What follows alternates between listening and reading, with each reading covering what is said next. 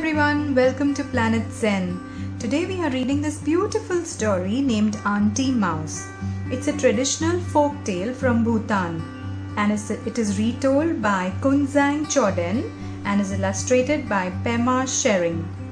Now this is a folk tale, which means a story which has been told by many grandmothers to their little children, and that's how it goes on, passing from generation to generations. One of the version of this story was shared with me by my grandmother, and hence it is a very special storybook to me. So let's begin. Aunty Mouse. Once upon a time, there was a poor girl named Adama who lived in a village in Bhutan. She was an orphan. Both her parents had died and she lived all by herself. Every day she would herd sheep for the village. She took them to graze in the meadows on the mountain sides. In the evening, when she brought them home, the village folk would give her dinner. While the sheep grazed, she would sit on a big rock and spin wool.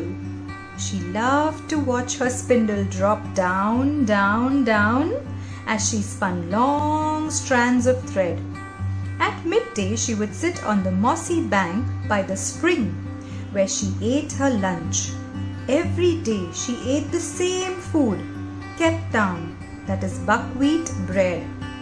One day she was taking the kettang out of the cloth it was wrapped in, when suddenly it slipped out of her hands and rolled down, down, down the mountainside. Without a thought, Adama dashed after her lunch as it went rolling down the mountain. It brushed against the thorny bushes and bounced off the stubborn rocks in its path. She chased it all the way until it rolled right into a mouse hole.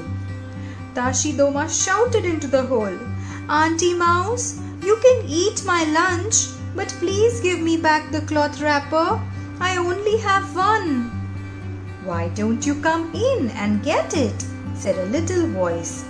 "I'm too big. I'll never fit," replied the girl.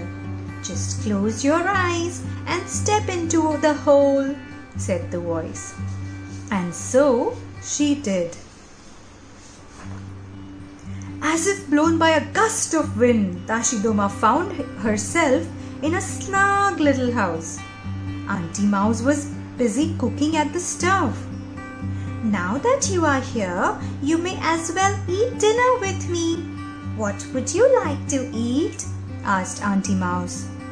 Adama was surprised that so much time had passed and it was already dinner time. She was hungry after chasing her lunch down the mountainside. "I will be happy to eat whatever you are having," said Adama.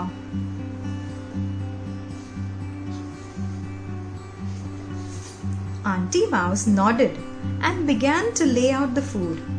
Adama could not believe her eyes when Aunty Mouse quickly spread out a sumptuous dinner fit for a king. After eating the delicious meal together, Aunty Mouse said, "Now it is too late for you to go home. Stay with me for the night." "Oh no, I can't.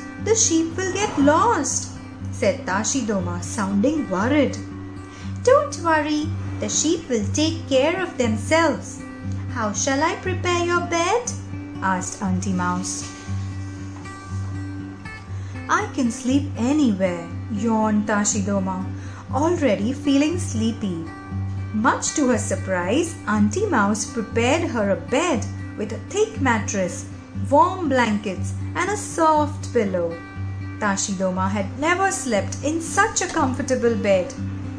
"Go to sleep now, but let me tell you something. In the middle of the night, you will feel something pulling at your hair. Don't let that disturb you, and whatever you do, do not open your eyes." Adama was puzzled by the strange request, and thinking about it, she fell asleep. Sure enough, in the middle of the night, she was suddenly woken up by gentle pulls and slight tugs in her hair. But remembering what Aunty Mouse had told her, she kept her eyes tight shut and drifted off to sleep again. When Tashidoma woke up in the morning, her head felt strangely heavy. She ran her fingers through her hair and was shocked. Every strand of her hair was strung with jewels and precious stones. Tashidoma touched her head again and again to make sure she wasn't dreaming. After breakfast, Aunty Mouse returned her cloth, but it was wrapped around something heavy. Open this packet only when you are back among your sheep. Now go quickly before they wander off. As instructed by Aunty Mouse, Tashidoma closed her eyes, and as if blown by a gust of wind, she found herself above the ground near the mouse hole once more. Holding onto the packet, she ran to where her sheep were grazing peacefully. She opened her packet and found that it was filled with more precious jewels. Tashidoma was so happy and grateful to Aunty Mouse for these wonderful gifts. Nobody had ever been so kind to her.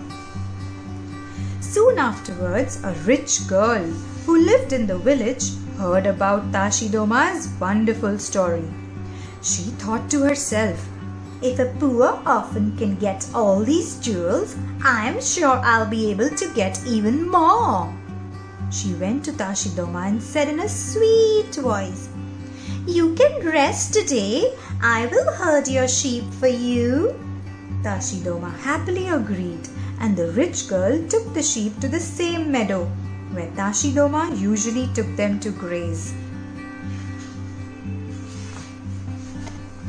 When she got there, she threw a keptang wrapped in a cloth and let it roll down the mountainside and into the mouse hole.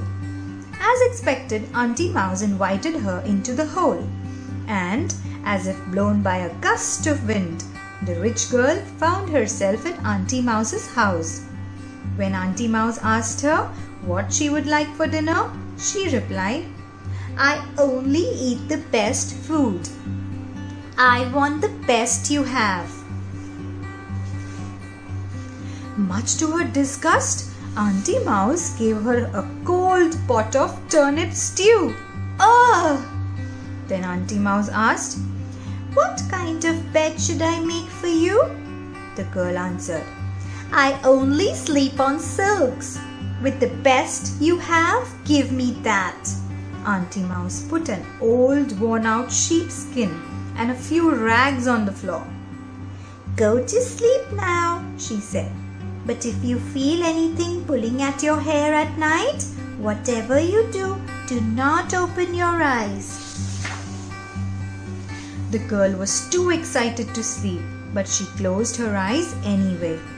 Soon she felt something in her hair and could not resist a quick peek. She saw hundreds of squeaking, chattering mice working on her hair. She could hardly wait for the morning. The next morning her hand flew to her head, but instead of jewels and precious stones, each strand was strung with mouse dung, twigs and moss. Oh my God! The girl was angry and about to shout at Aunty Mouse when Aunty Mouse handed her a package. Do not open it until you are back among your sheep, she said. As instructed, the rich girl closed her eyes and, as if blown by a gust of wind, she found herself outside the mouse hole again. Why should I wait until I reach the sheep? She thought. I am rich, I can do whatever I like. So she sat down and tore open the package to find more dung, twigs and moss. The rich girl was so angry that she threw away the contents of the packet and ran home crying all the way. She just couldn't understand why Aunty Mouse had been so kind to Tashidoma and so mean to her. Can you find out the reason? I hope you enjoyed this wonderful story.